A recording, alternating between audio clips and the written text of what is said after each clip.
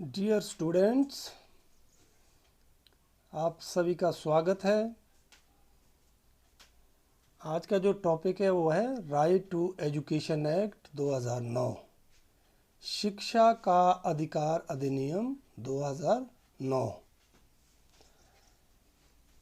26 अगस्त 2009 को भारतीय संसद ने शिक्षा के संबंध में एक ऐतिहासिक अधिनियम पारित किया, जिसे शिक्षा का अधिकार अधिनियम 2009 कहा जाता है। प्रारंभिक शिक्षा के सार्वभौमिकरण के लक्ष्यों की अपर्याप्ति के दृष्टिगोचर भारत सरकार की ओर से यह सर्वाधिक प्रतीक्षित पग था। महात्मा गांधी की शिक्षा की बुनियादी प्रणाली ने भी, जिसे वार्धा योजना के नाम से भी जाना जाता है, बच्चों के लिए निःशुल्क और अनिवार्य शिक्षा का समर्थन किया। महात्मा गांधी के तर्क के अनुसार जिस प्रकार निःशुल्क वायु तथा जल पर प्रत्येक नागरिक का अधिकार है, उसी प्रकार प्रत्येक बच्चे के लिए निःशुल्क और अनिवार्य शिक्षा उपलब्ध कराई जानी चाहिए। हमारा देश संयुक्त राष्ट्र द्वारा सन 1959 में घोषित बच्चे के अधिकारों का समर्थक रहा है। अतः भारत ने सन 1974 में बच्चों पर एक राष्ट्रीय नीति अपनाई। यूनिसेफ रिपोर्ट 2005, जिसका शीर्षक था आशंकित बचपन,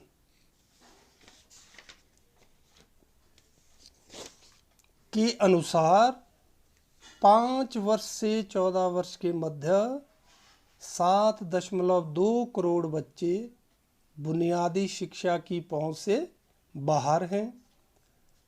अतः बच्चों के अधिकारों को सुनिश्चित करने तथा इस संबंध में संयुक्त राष्ट्र की घोषणा के प्रति वचनबद्धता के प्रत्युत्तर में भारत सरकार ने बच्चों के अधिकारों की सुरक्षा के लिए राष्ट्रीय आयोग का गठन किया। प्रत्येक बच्चे को अपने अस्तित्व, विकास तथा भागीदारी का अधिकार है। अब आता है शिक्षा का अधिकार अधिनियम 2009 में कौन कौन से प्रावधान किए गए या दिए गए हैं। इसमें नंबर 1 है बच्चे के अधिकार, अध्यापक की भूमिका तथा इसके कर्तव्य, विद्यालय प्रशासन तथा प्रबंधन, फिर है पाठ्यचर्या तथा मूल्यांकन संबंधी अनिवार्यता। बच्चे के अधिकार, इसमें कौन कौन से अधिकार दिए गए हैं। नंबर 1, निःशुल्क तथा अनिवार्य शिक्षा का अधिकार। 6 से 14 वर्ष तक की आयु के प्रत्येक बच्चे को प्रारंभिक शिक्षा के पूर्ण होने तक उसके निकट के प्राथमिक विद्यालय में निःशुल्क और अनिवार्य शिक्षा का अधिकार होगा। नंबर 2, किसी भी प्रकार का शुल्क नहीं लिया जाएगा। इस एक्ट में यह प्रावधान भी किया गया है कि प्रारंभिक शिक्षा के पूर्ण होने तक किसी भी बच्चे से किसी भी प्रकार का शुल्क या फीस नहीं ली जाएगी। फिर नंबर 3 है आयु के अनुसार की कक्षा में प्रवेश का अधिकार। किसी भी कारण से यदि कोई बच्चा जिसकी आयु 6 वर्ष से अधिक है अपनी प्रारंभिक शिक्षा को पूर्ण नहीं कर पाया और बाद में वह कक्षा में प्रवेश चाहता है, तो उसकी आयु के अनुसार की कक्षा में प्रवेश पाने का अधिकारी होगा। उसके बाद नेक्स्ट है, सुविधा के अभाव में दूसरे विद्यालय में प्रवेश का अधिकार। यदि उस विद्यालय में जहां किसी बच्चे ने प्रवेश पाया है वहां प्रारंभिक शिक्षा पूर्ण करने की सुविधा उपलब्ध नहीं है, तो उसे अन्य किसी नज़दीक के विद्यालयों में जहां ये सुविधाएं उपलब्ध हैं प्रवेश पाने का अधिकार होगा। उसके बाद है इच्छा अनुसार स्थानांतरण का अधिकार। यदि किसी बच्चे को राज्य के अंदर या बाहर एक विद्यालय से दूसरे विद्यालय में प्रवेश या एडमिशन लेने की आवश्यकता पड़ती है तो उसे अपनी इच्छा अनुसार स्थानांतरण का अधिकार होगा और संबंधित विद्यालय के मुख्याध्यापक या प्रभारी से यह अपेक्षा होगी कि वह बच्चे को स्थानांतरण प्रमाण पत्र जारी करे। यदि कोई प्रभारी इस मामले में विलंब या देरी करता है तो सेवा नियमों के अंतर्गत या सेवा नियमों के अधीन उस पर अनुशासनात्मक कार्रवाई हो सकती है। फिर आ गया इसमें आयु प्रमाण पत्र ना होने पर भी दाखिले का अधिकार। आयु प्रमाण पत्र के अभाव में किसी भी बच्चे को किसी भी विद्यालय में एडमिशन से इनकार नहीं किया जा सकता। फिर नेक्स्ट है इसमें अंतिम तिथि समाप्त होने पर भी दाखिले का अधिकार। प्रवेश की या एडमिशन की अंतिम तिथि के समाप्त होने पर भी किसी भी बच्चे को प्रवेश से वंचित नहीं किया जा सकता। फिर लास्ट है शारीरिक दंड या मानसिक प्रताड़ना पर रोक।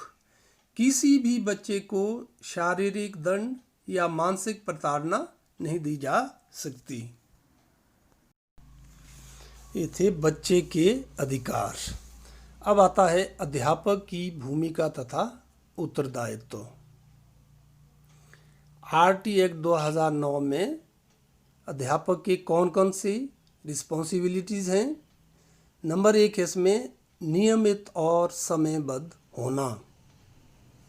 अध्यापक को विद्यालय में समय पर और हर रोज़ स्कूल आना होगा। नंबर 2 है निर्धारित समय में पाठ्यचर्या को पूरा करना। फिर है बच्चे की आवश्यकताओं और योग्यताओं की पहचान करना।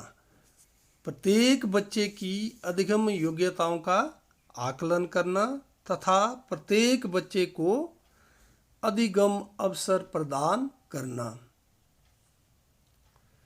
फिर आया अभिभावकों से नियमित रूप से बैठक करना। बच्चों के अभिभावकों माता पिताओं से नियमित रूप से बैठक करना और उन्हें बच्चों के कार्य तथा प्रगति से अवगत कराना। फिर आगे इसमें बच्चों का सतत तथा व्यापक मूल्यांकन करना। फिर है पाठ्यचर्या संपादन के लिए नवाचारी विधियों का प्रयोग, यानी पाठ्यचर्या संपादन के लिए नवाचारी विधियां जैसे खेल विधि, निर्देशन, भ्रमण तथा रचनात्मक विधियों का प्रयोग उपयोगी होगा। कोई भी विधि जो अपनाई जाए वह बाल केंद्रित होनी चाहिए।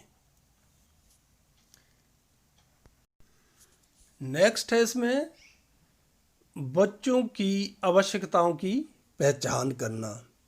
बच्चों की आवश्यकताओं तथा योग्यताओं की पहचान करना, विशेष आवश्यकताओं वाले बच्चों पर विशेष ध्यान देना।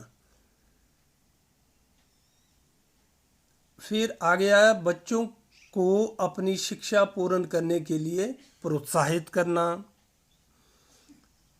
नेक्स्ट है बच्चों को सभी सुविधाएं प्रदान करना तथा बच्चे के अधिकारों की रक्षा करना।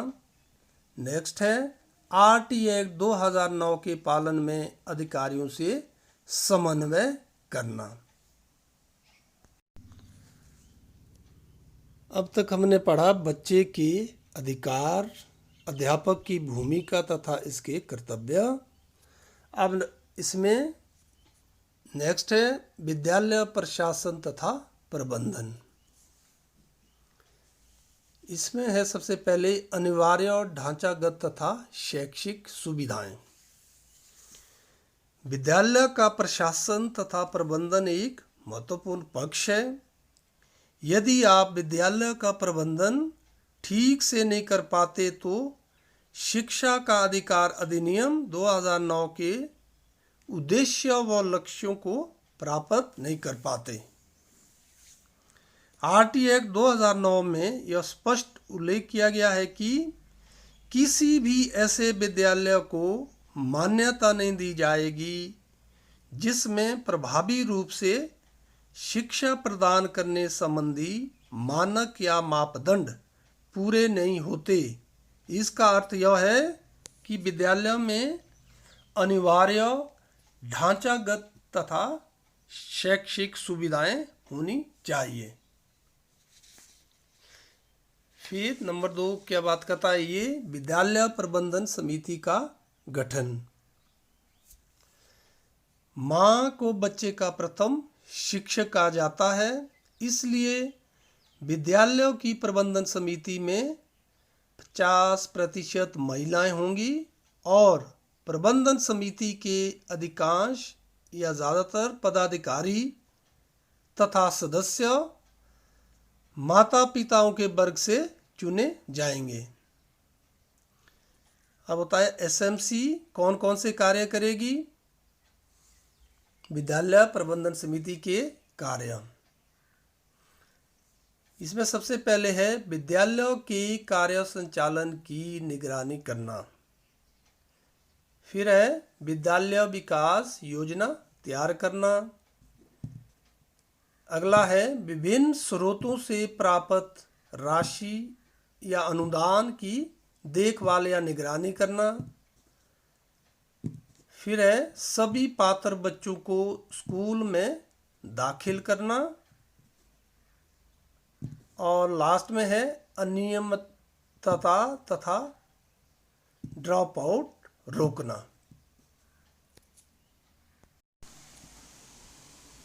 अब इसमें लास्ट में है पाठ्यचर्या तथा मूल्यांकन संबंधी अनिवार्यताएं। आरटी एक्ट 2009 की धारा 29(1) के अनुसार प्रारंभिक शिक्षा का पाठ्यक्रम तथा मूल्यांकन प्रक्रिया सरकार द्वारा निर्देशित शिक्षा से संबंधित अधिकारियों द्वारा निर्धारित की जाएगी। नंबर 2 पाठ्यचर्या बाल केंद्रित होना चाहिए। पाठ्यचर्या बाल केंद्रित तथा बच्चों के दैनिक जीवन से जुड़ी होगी। फिर है पाठ्यचर्या समावेशी हो। पाठ्यचर्या समावेशी हो ताकि विशेष आवश्यकता वाले बच्चों की आवश्यकताओं की पूर्ति हो सके। नेक्स्ट है पाठ्यचर्या का निर्माण आरटी एक्ट 2009 में दिए गए मूल्यों के अनुरूप हो। पाठ्यचर्या का निर्माण आरटी एक्ट 2009 में दिए गए मूल्यों के अनुरूप होना चाहिए। पाठ्यचर्या इतना सक्षम हो कि बच्चों में ज्ञान, क्षमता तथा प्रतिभा का विकास कर सके। फिर अगला है बच्चों के निर्देशन का माध्यम उसकी मातृभाषा होगी। नेक्स्ट है कोई बाहरी परीक्षा नहीं ली जाएगी जब तक बच्चा अपनी प्रारंभिक शिक्षा पूरी नहीं करता, उसकी कोई बाहरी परीक्षा नहीं ली जाएगी। फिर लास्ट में है शिक्षा के स्तर को कायम रखना। प्रत्येक या हर बच्चे को अगली कक्षा में भेज दिया जाएगा या उसको पास कर दिया जाएगा, परंतु इसका यह मतलब बिल्कुल भी नहीं है कि मूल्यांकन की उपेक्षा कर दी जाएगी। यद्यपि इसमें कोई उत्तीर्ण या अनुत्तीर्ण यानी पास या फेल प्रणाली नहीं है, फिर भी शिक्षा के स्तर को कायम रखना होगा। शिक्षा का मुख्य उद्देश्य बच्चे का समग्र विकास करना है, अतः बच्चे के ज्ञान, क्षमता और प्रतिभा को बढ़ाना हमारा दायित्व है।